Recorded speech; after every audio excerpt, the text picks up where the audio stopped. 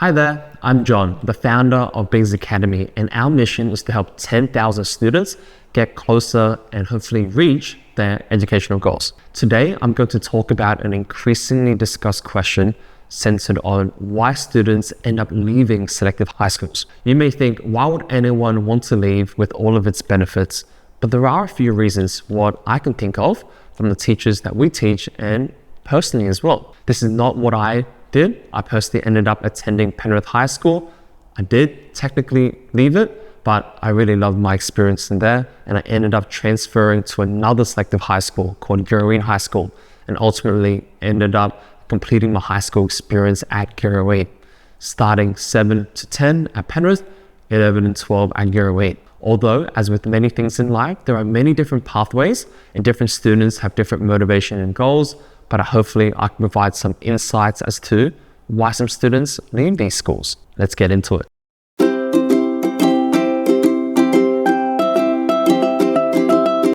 In this video, I'm going to try to avoid the general reasons that are not specific to leaving a high school in general, but can also be a contributing factor. Otherwise, the list will be way too long. I can talk about families moving overseas, which is why you could leave the school, which is obviously they have to leave the high school, or if they're very unwell to the point where they have to drop out of school. Instead, I've tried to pinpoint 3 specific reasons that are more unique to selective high schools in particular, and the most common reasons that I see from our year of teaching different students as well. Although to be very transparent, I can only count on the fingers on both of my hands the number of students I've personally saw actually leaving a selective high school, which goes to show that the far majority of students enjoy the time in general. But there is a small minority that end up leaving the school for perhaps one of the reasons that I'll get into. The first reason will be location. Students in Year 6 would do the exam for Year 7 entry and will put down any school regardless of where they live as their intended school options. This could be an advantage, so you're not going to be locked out of a school due to where you live, as normally, if you don't live in the catchment area, you won't be eligible to get into it. But by putting down the school, you are able to potentially get in. So if you put down the school, this may be a challenge as it may not be viable to logistically travel there across Year 7 to 12, especially if it is very far away. By putting down a school that is quite remote and far away, this could in theory increase your chances of making it into a selective high school, but students and parents who end up doing this over time may struggle to adapt to this commute. I needed to walk, catch a bus, and personally train it to the station, and this was not easy.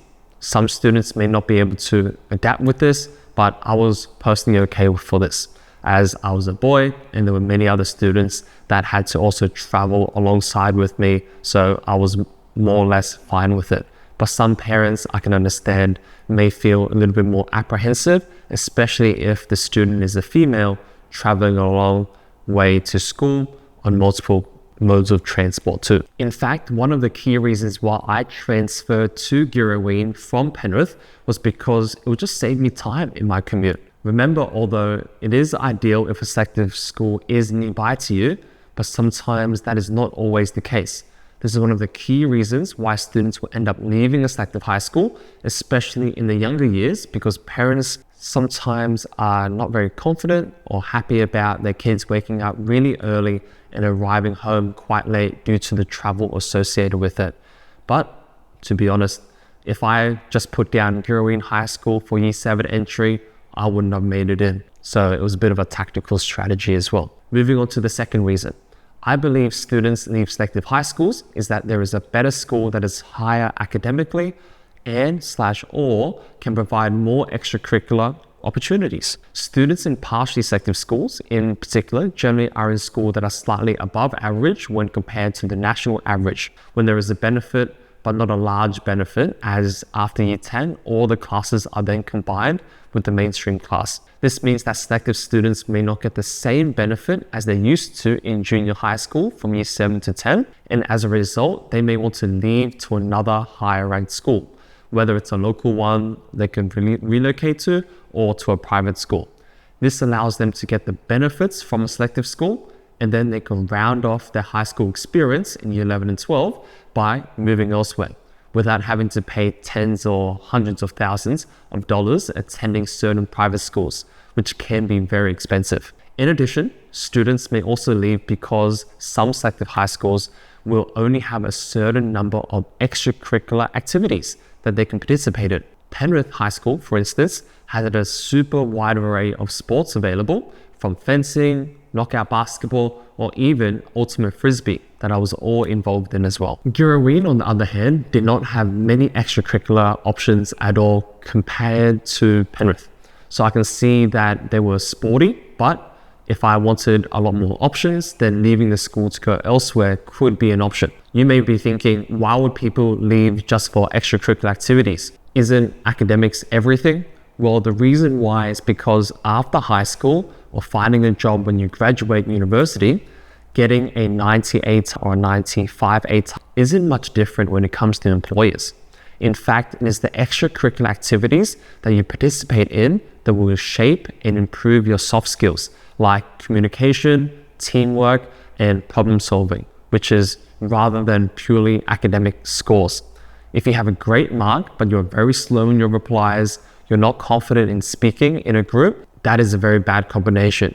And that could be one of the reasons why parents choose to elect to get the students to leave a selective high school. But like I said before, they may also leave after year 10 while soaking up all the benefits from the partially selective side. The third and last reason for why people may leave a selective high school is that the student might not adapt enough to it and has to go somewhere else. I know who personally moved to James Roos High School, which this year is ranked number 2, but in the decades before has always been ranked number 1, and other higher ranked selective schools as well, but they were not able to cope with the standard and the social dynamics of the school. If the students are smart enough to go to James Roos, they may have a certain work ethic, mannerism, and inherent culture in the school. If that is not something that aligns with who you are, long term, it may not be sustainable. Although the same could also be applied for the lower ranked selective schools in partially selective classes. Some classes will be with the top selective high school students, while in other classes during recess and lunch, it may not be. It'll just be with the mainstream students. If you like some students but don't like the others, then that may be a big enough reason for you to leave. Imagine if you attend Granville Boys High School. You love the classes with the selective stream, but the mainstream students that are not part of selective are very rowdy and you no longer want to attend. That could be a potential reason why you want to leave. The selective school could also be quite difficult to adapt, as the teachers are typically marking at a higher standard as you're going through harder content and they have higher expectations. An example I mentioned in the past is that I did not consider any post-school option that did not involve going to university, while many of my friends from primary school that went to non-selective schools, they would consider going to TAFE, going to the army, going straight into the workforce, doing an apprenticeship, etc. If parents do not like this type of approach given to their children, they may want to change the school the child attends. However, to be very clear, adapting to the school may become a potential issue is just a guess. And by no means do I know many students who leave a school as a result of it.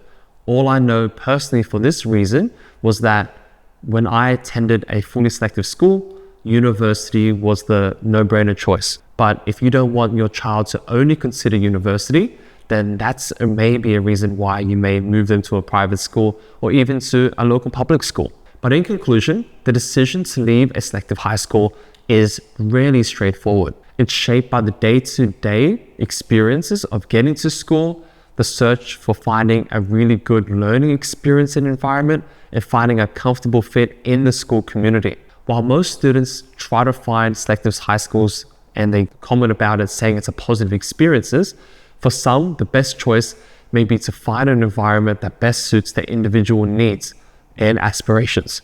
I personally found it to be a great fit for me and a lot of the students that we teach, but it may not be for everyone, and alternative options could actually be better.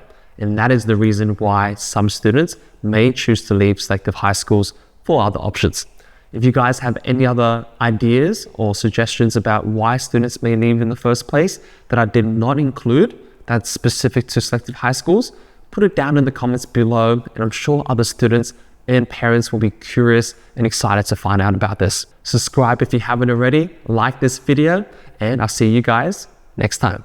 Bye.